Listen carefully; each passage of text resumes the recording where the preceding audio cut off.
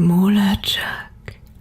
Since we started this year, we've released a new record called Family Tree, and we did a month and a half of headline touring in the States, a few handful of support shows with Government Mule, and then came over here. We've been here for a week and a half, done Rock 'em Ring, Rock 'em Park, Download, NOVAROCK, a handful of headliners. It's been pretty nonstop.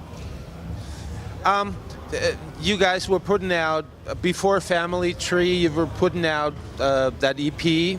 Yeah.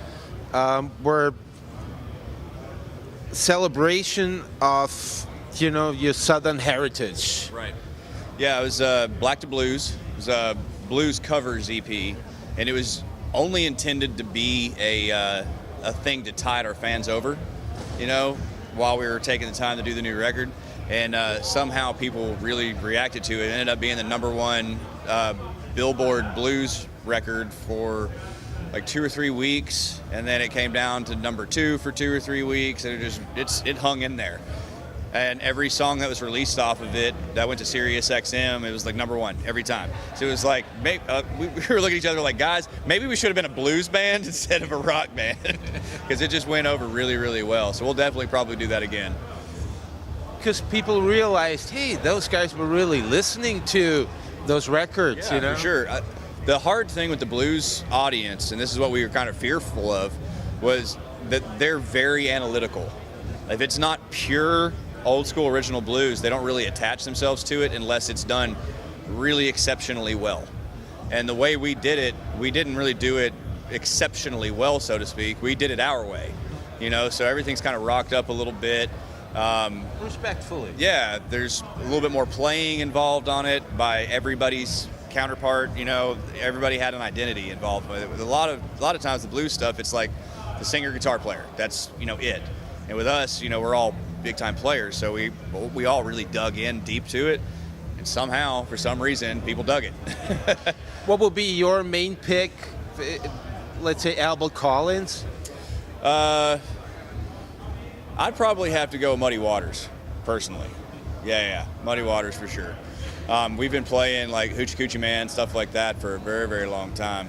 And Muddy was always more of the like dirty electric blues. This is more my thing personally. Yeah. And kind of build up from there. By doing all those blues songs, we kind of like reconnected with a part of our roots that we hadn't in a while. So when we wrote everything for Family Tree, we were very influenced by old blues music and Southern rock, classic rock. We were listening to some stuff that most people probably wouldn't even realize that we listened to. Traveling Wilburys, Bruce Springsteen, just Tom Petty. Yeah, Tom Petty and the Heartbreakers. Yeah. All this like classic stuff that we've always been humongous fans of and always been inspired by and influenced by, but it's never really been the forefront of our sound. We've been more of like the Black Sabbath, Led Zeppelin, and Beatles, but this time we kind of dug more into that like Americana jam band kind of stuff, and it really felt natural. Well, and of course the record sounds a lot lighter. When we did Kentucky, that was the first record that we did by ourselves. We produced it by ourselves, wrote all the songs, etc., etc.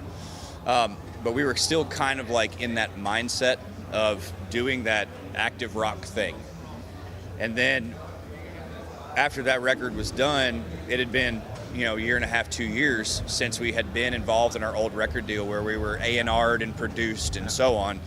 So we had more time to kind of grow away from it a little bit more and a little bit more as time went on. And especially doing that blues EP, like I said, when you couple that distance in time away from having somebody so involved in your sound, and then you add in a blues EP to kind of bring us back around to ourselves, you get Family Tree. And then, of course, you guys, I remember, I don't know, it's about 10 years ago we did our first interview. Yeah. You guys grow. I don't know if some of you started a family already. Oh, yeah. I've got 2 little girls. John Fred has 2 little girls. Chris has a little boy. And so far, Ben has 2 beagles. He's got two little dogs. The mind, right? Yes, absolutely. All of a sudden you get a new perspective on things. It's funny because I'll be at festivals and stuff, and I'll see girls raise their shirts up, and every time a girl does that to me now, I'm just like, man, your daddy's real disappointed with you right now, because I know I would be. Come on now. You look at women entirely differently. Your respect level comes up, you know. which we should, as men, we should be more respectful anyways. But when you have children, all of a sudden you start thinking about lineage, you know, what their parents would want for them and so on. So all of a sudden now we're all a bunch of dads. We're like, honey, take it easy. Be careful. Don't get hurt out there today. Have fun, but not too much fun. You know, it's pretty funny. We're a bunch of like haggard old men. That's the circle of life, you know? Yeah, man, I understand for sure. Well, and of course, also in writing songs, you know, you got a more lighter approach, a more brighter approach, put it that way. Well, man, people take rock music these days far too seriously. You know, for us, when we play shows, it doesn't matter if it's like Such a Shame off of Between the Devil. That's a dark song. Lyrically, it's dark. Musically, it's dark. When we play it, we still smile because we're having a good time playing music. So we just really allowed our own personal perspective and vision flow through into our music. So it's a very natural sounding record. It's not a hard hitting heavy rock record.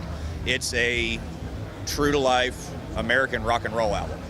You know, it's not metal. It doesn't lean to metal at all. It's not blues, even though it has a blues backbone. It's a very rock and roll record, but it's just straight ahead, straight down the road, classic vibe rock and roll album. MULATSCHAG. One more thing, talking about kids and stuff, you know, looking at the world right now, do you have a good feeling? It's scary, man. It's definitely scary. All I know to do, I tell my kids every day to be careful, watch out what they're doing. Like, you know, my kids are young, they're 6 and 8.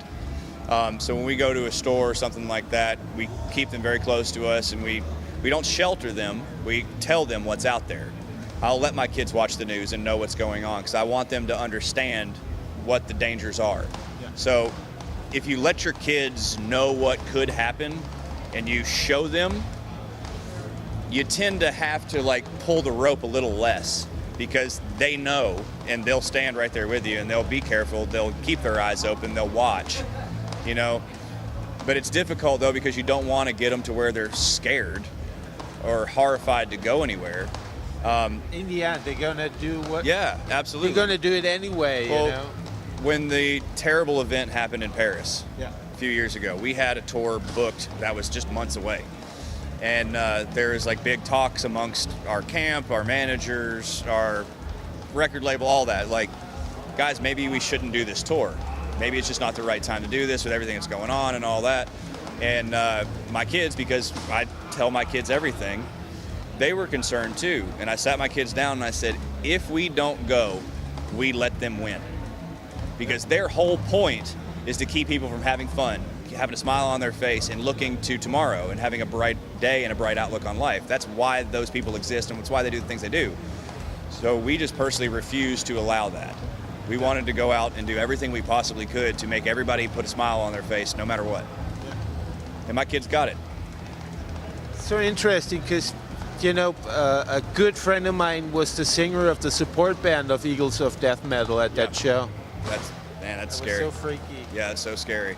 Yeah, the merch guy that unfortunately passed away, he had worked with us a couple times in the UK. And we weren't very, very close with him, but we knew him and he was a buddy. You know, that was really sad. We donated a bunch of merch for a charity event for his family. Let's say, I mean, now you have, you know, Elon Musk and all those guys, rich guys that are, you know, start building moon base and stuff. Right. Let's say in 10, 20 years' time, they're ready to do a rock show there. Would you do it? Absolutely.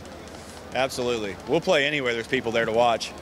I don't care. We'll go anywhere. We've been to Australia, South America, Japan, all over Europe, all over the United States, Canada, all that. We just want to grow and go as far as we Why can. not play the moon station? They put a stage on Mars, we'll be there. MULATSCHAG. What's up, guys? This is John from Blackstone Cherry. You're watching MULATSCHAG, the only TV you need. Cool. Wonderful. Awesome. Thank you so much, man. Absolutely. Anytime. MULATSCHAG!